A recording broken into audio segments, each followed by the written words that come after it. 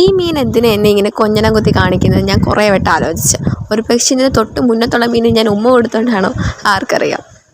ഇന്നത്തെ ദിവസം മൊത്തത്തിൽ ഒരു നല്ല ദിവസമാണോ അതോ മോശം ദിവസമാണോ എന്ന് ചോദിച്ചാൽ എനിക്ക് പറയാൻ അറിയത്തില്ല. കാരണം ഇന്ന് തന്നെ അൺഎക്സ്പെക്റ്റ്ലി ഒരു മോശം കാര്യവും അതുപോലെ തന്നെ അതിനുശേഷം ഒരു നല്ല കാര്യവും ഉണ്ടായിട്ടുണ്ട്. സൺഡേ ആയതുകൊണ്ട് തന്നെ വീട്ടിൽ ചുമ്മാ കുത്തിയിരുന്ന് ബോറടിക്കേണ്ട വിചാരിച്ച് ഞങ്ങൾ ഇന്ന് വൈകിട്ട് ഒരു മൂവി കാണാമെന്ന് വിചാരിച്ച്.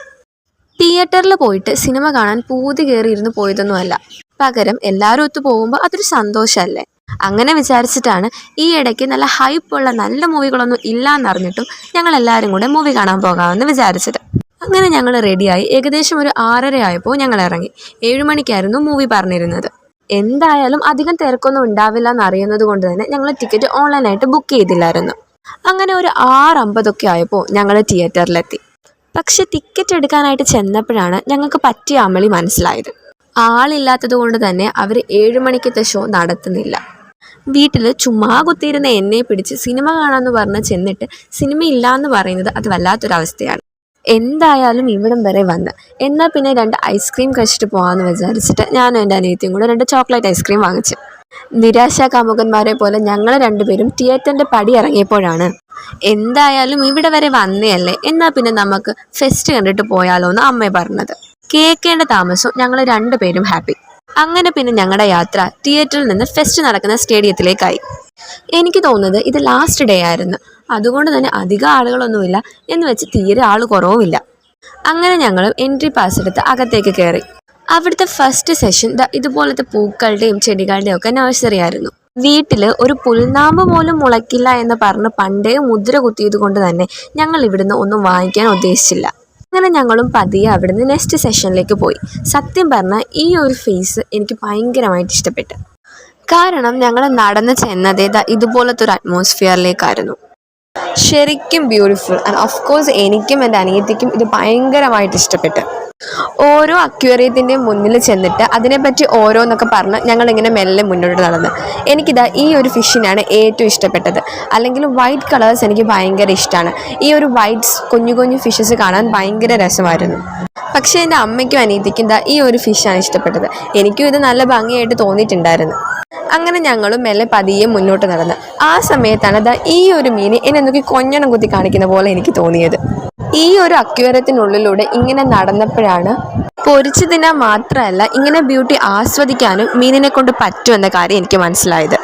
അങ്ങനെ പതിയെ മുന്നോട്ട് നടന്നപ്പോഴാണ് ഈ ഒരു കാര്യം ഞാൻ കണ്ടത്. ഈ ഒരു മത്സ്യകന്യക എന്നൊക്കെ പറഞ്ഞാൽ നാഗകന്യകയുടെ ഒരു കസിനായിട്ട് വരും എന്നതുകൊണ്ട് തന്നെ എനിക്ക് ഈ ഒരു സംഭവത്തിനെയും ഭയങ്കര ഇഷ്ടമാണ്. എത്ര രസമായിട്ടാണ് ഇതിങ്ങനെ മൂവ് ചെയ്യുന്നതെന്ന് ഞാൻ കുറേ നേരം നോക്കി നിന്ന്. എന്നെ പോലെ തന്നെ എക്സൈറ്റഡ് ആയിട്ടുള്ള ഒരുപാട് കുട്ടികളും ഇതിനെ ഇങ്ങനെ നോക്കി നിൽക്കുന്നുണ്ടായിരുന്നു. സത്യം പറഞ്ഞാൽ കുട്ടികൾ മാത്രമല്ല എല്ലാ പ്രായത്തിലുള്ളവരും ഈ ഒരു സംഭവം ഇങ്ങനെ നോക്കുന്നുണ്ടായിരുന്നു. ഈ ഒരു മത്സ്യകന്യക ഇങ്ങനെ നീങ്ങുന്നത് കാണാൻ നല്ല ഭംഗിയാണെങ്കിലും ഒരു ഓക്സിജൻ മാസ്ക് പോലും ഇല്ലാതെ വെള്ളത്തിനടിയിൽ ഇത്ര നേരം നിൽക്കുന്ന ഈ ഒരു മത്സ്യകന്യകയെ കണ്ടപ്പോൾ ശരിക്കും പറഞ്ഞാൽ എനിക്ക് കുറച്ച് വിഷമവും വന്നിട്ടുണ്ടായിരുന്നു. അത് കഴിഞ്ഞ് ഞങ്ങൾ ചെന്നത് ഇതുപോലൊരു സ്ഥലത്തേക്കാണ്. കൂട്ടിൽ അടച്ചിടാതെ ഒരു റൂമിൽ നിറയെ പക്ഷികൾ. ഇങ്ങനെ നടന്നു പോയ സമയത്ത് അതിലൊരു പക്ഷിൻ്റെ തോളത്ത് വന്നിരുന്നിട്ടുണ്ടായിരുന്നു കേട്ടോ. ഇവിടെ നിറയെ ഈ ഒരു ലവ് ബേർഡ്സ് മാത്രമല്ല കേട്ടോ, അപകടകാരികളാണെങ്കിലും ഇപ്പോൾ ഉറക്കത്തിൻ്റെ മയക്കത്തിലുള്ള ഈ ജീവികളും ഇവിടെ ഉണ്ടായിരുന്നു. അതിനെയൊക്കെ ഒന്ന് എടുക്കണമെന്ന് എനിക്ക് തോന്നിയെങ്കിൽ ഞാൻ അതിന് മുതിർന്നില്ല. പിന്നെ ഞങ്ങൾ മെല്ലെ അടുത്ത സെക്ഷനിലേക്ക് പോയി. സാധാരണ എവിടെയെങ്കിലും ഒരു ഫെസ്റ്റ് നടക്കുമ്പം അത്യന്താപേക്ഷിതമായിട്ട് വേണ്ടുന്ന കുറച്ച് കാര്യങ്ങളുണ്ട്. അതിലൊരു സംഭവമാണ് ഇത്തരത്തിലുള്ള സ്റ്റോളുകൾ. അതുകൊണ്ട് തന്നെ ഓഫ് കോഴ്സ് ഞങ്ങൾ പോയ സ്ഥലത്തും ഒത്തിരി സ്റ്റോൾ ഉണ്ടായിരുന്നു. ഇവിടെ നിന്നൊന്നും ഒന്നും വാങ്ങിച്ചില്ലെങ്കിൽ പോലും ഇങ്ങനെ കണ്ട് നടക്കാനൊരു ഭംഗിയാണ്. ആൻഡ് ഈ ഒരു കമ്മലുകൾ അതെനിക്ക് ഭയങ്കര ഇഷ്ടപ്പെട്ടു. ഞാൻ ഇത്രയും വലിയ കമ്മൽ യൂസ് ചെയ്യാത്തത് കൊണ്ട് ഞാനത് വാങ്ങിച്ചില്ല. പക്ഷെ അത് കാണാൻ നല്ല ഭംഗിയായിരുന്നു. അതേമാതിരി തന്നെ ഈ ഒരു ബുക്കിൻ്റെ സെക്ഷൻ. കുറച്ച് നാളുകൾക്ക് മുന്നേ ഞങ്ങളുടെ കോളേജിൽ ഇതുപോലൊരു ബുക്ക് ഫെസ്റ്റ് വെച്ചിട്ടുണ്ടായിരുന്നു. അതുകൊണ്ട് തന്നെ അവിടുന്ന് 2 ബുക്ക് വാങ്ങിച്ചിട്ടും അത് വായിച്ച് തീരാത്തത് കൊണ്ട് പുതിയ ബുക്കൊന്നും വാങ്ങിച്ച് തരത്തില്ലെന്ന് എൻ്റെ അടുത്ത് എൻ്റെ അമ്മ പറഞ്ഞു. ഇത്തരത്തിലൊരു ഫെസ്റ്റിന് പോകുമ്പം ഞങ്ങൾ സാധാരണ വാങ്ങിക്കാറ് വല്ലതും കഴിക്കാനായിട്ടാണ്. പല തരത്തിലുള്ള ചോക്ലേറ്റും മധുര പലഹാരങ്ങളും ഒക്കെ ഇവിടെ കാണാറുണ്ട്. പക്ഷേ ഇപ്രാവശ്യം അതൊന്നും ഞാൻ കണ്ടില്ല. അതുകൊണ്ട് തന്നെ എൻ്റെ കൊതി ശമിപ്പിക്കാൻ പറ്റിയുള്ള ഒന്നും കിട്ടിയില്ലല്ലോ എന്നൊരു ചെറിയ വിഷമം ഉണ്ടെങ്കിലും ഞങ്ങൾ മെല്ലെ അടുത്ത സ്ഥലത്തേക്ക് പോയി. ഇവിടെയുള്ള റൈഡ്സിൽ എനിക്കും എൻ്റെ അനിയത്തിക്കും ഏറ്റവും കൂടുതൽ ഇഷ്ടം ജയൻറ്റ് വീലിൽ കയറാനായിരുന്നു. പക്ഷേ ഇവിടെ ജയൻറ്റ് വീലില്ല, അതിന് പകരം ഈ ഒരു സംഭവമാണുള്ളത്. പക്ഷേ ഇതിൽ കയറാൻ ഞങ്ങൾക്ക് പേടിയായിരുന്നു, അതുകൊണ്ട് ഞങ്ങളതിൽ കയറിയില്ല. അങ്ങനെ ഇനി എന്തിൽ കയറാമെന്ന് ആലോചിച്ചിരുന്നപ്പോഴാണ് കുട്ടികൾ കളിക്കുന്ന ഈ ഒരു സംഭവം ഞാൻ കണ്ടത്.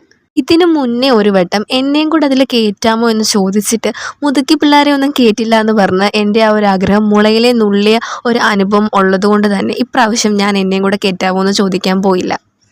പിന്നീട് ഞങ്ങളും അവിടേക്ക് പോയി ഓരോന്നൊക്കെ കണ്ട് മെല്ലെ പതിയെ തിരിച്ച് വീട്ടിലേക്ക് വന്നു.